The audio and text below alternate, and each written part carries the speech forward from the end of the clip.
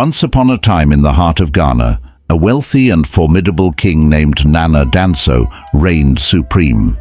Known for his strict adherence to the law and his unmatched prowess in battle, Nana Danso had subdued many adversaries, establishing himself as a legendary warrior. Despite his formidable presence and power, King Danso was burdened with profound sadness due to his inability to father a child, a situation that weighed heavily on his heart. Miraculously, after years of longing, the king's prayers were answered with the birth of a strikingly handsome son named Ahenkan. However, joy soon turned to dismay as Ahenkan, while still very young, was plagued by severe health issues. At the tender age of 5, a grave illness struck, leaving him crippled even after the royal herbalist managed to save his life. The king was engulfed in sorrow over his son's condition, but showered him with all the love and care he could muster, for Ahenkan was his cherished beacon of hope. In his unwavering desire to protect his son, King Danso constructed a magnificent mansion for Ahenkan, unlike any seen before. Surrounding it with a vast, impenetrable fence, he ensured that Ahenkan would want for nothing, staffing the mansion with over 100 servants and 200 guards to ensure his safety and comfort. Despite these precautions, Ahenkan was shielded from the outside world, growing up in isolation, curious yet uninformed about the life beyond his gilded cage.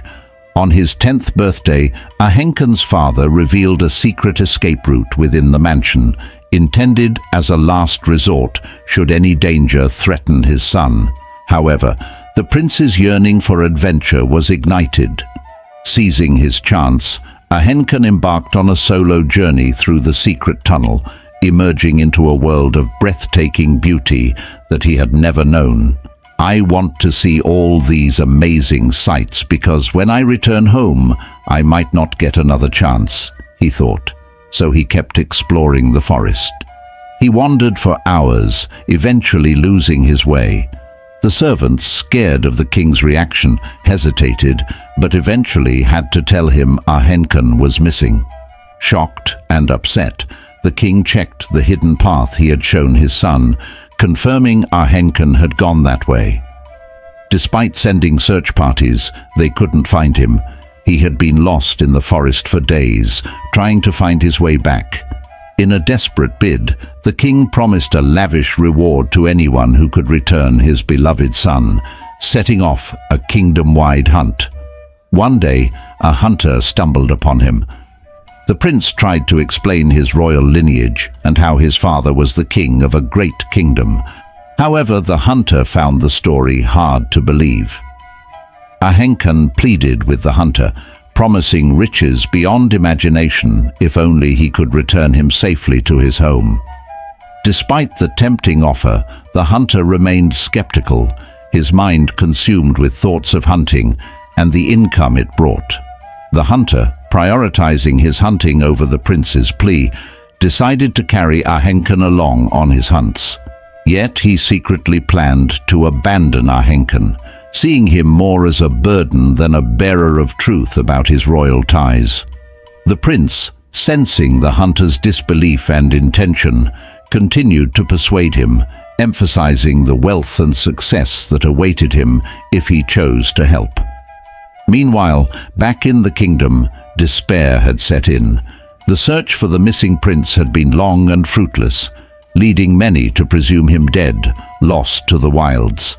The king's promise of a reward for the return of his son, dead or alive, had done little to rekindle hope. After a week in the forest, the hunter's perspective shifted.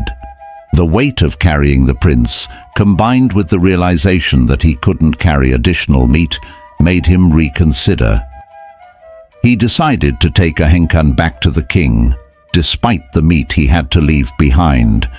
This decision came too late for the hunter's regret over the lost meat, but marked a turning point in their journey.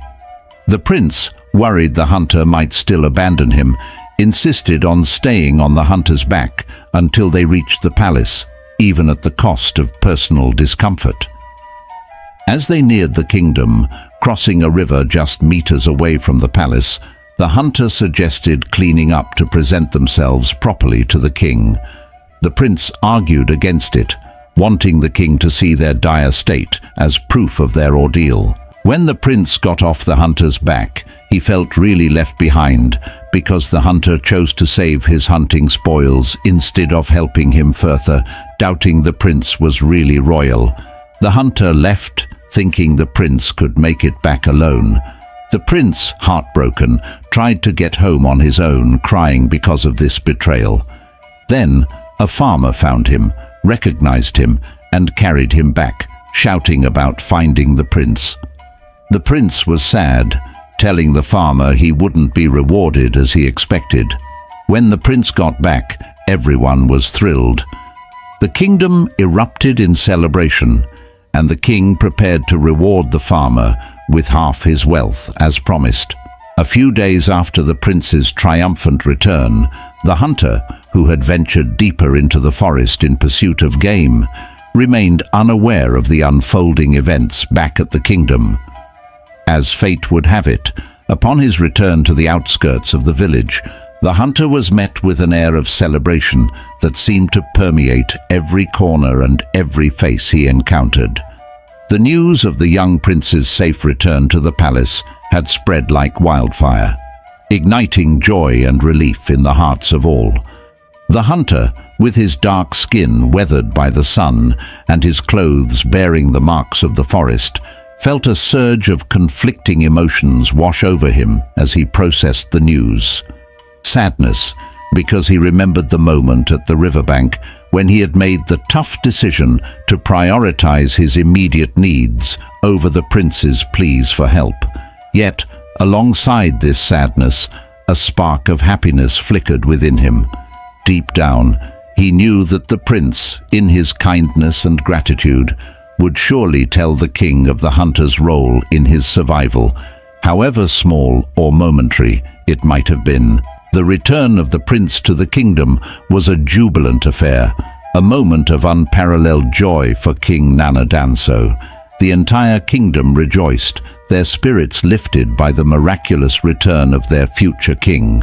The king, overwhelmed by relief and gratitude, was quick to honor his promise, ready to bestow half his wealth upon the farmer, the man he believed to be his son's savior.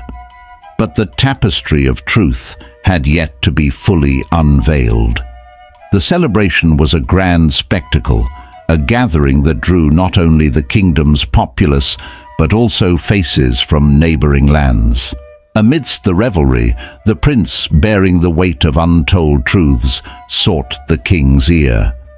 Granted permission to speak, Ahenkan unveiled the narrative of his days in the wilderness, the tale of the hunter's kindness and sacrifice. The prince, standing tall and resolute beside his father, narrated the ordeal with a clarity that belied his recent trials. His words painted a vivid picture of survival and companionship in the wilds, highlighting the hunter's role in his survival. The hunter, a man of the forest, had become the prince's guardian in the darkest of times, a beacon of hope amidst despair. Yet the tale took a turn, revealing a moment of choice that would define the hunter's fate. The king, upon hearing the prince's account, called forth the hunter. The hunter, with a humility born of life in the forest, confirmed the prince's story. Yet, when questioned about his decision to prioritize his spoils over the prince, the hunter's justification laid bare the complex interplay between survival instincts and moral choices. His admission that the rotting meat took precedence over delivering the prince safely struck a chord of dissonance in the court. In his decree, the king navigated the treacherous waters between justice and mercy. He acknowledged the hunter's role in his son's survival, but condemned the choice to value material possessions over human life. The king's decision to spare the hunter's life, yet impose a sentence of imprisonment, was a testament to his belief in redemption and the sanctity of life. This balance of justice and mercy underscored the king's wisdom and his commitment to upholding the moral fabric of the kingdom. The farmer, previously a silent spectator, was brought into the limelight. In the farmer's actions, the king saw a reflection of the kingdom's values, the selflessness and courage that bind a community. The reward, a fulfillment of the king's promise, was not just a recognition of the farmer's deed, but a message to his people. It highlighted the virtues of honesty, integrity, and the collective responsibility towards one's fellow beings. Do you agree with King Danso's decision to imprison the hunter and reward the farmer, overlooking the hunter's contributions? Share your thoughts in the comments below. If you enjoyed this story, don't forget to subscribe to Anant's Web of Tales for more captivating tales that make you think and feel. Your support helps us bring more stories like this to life. Thank you for being part of our storytelling journey.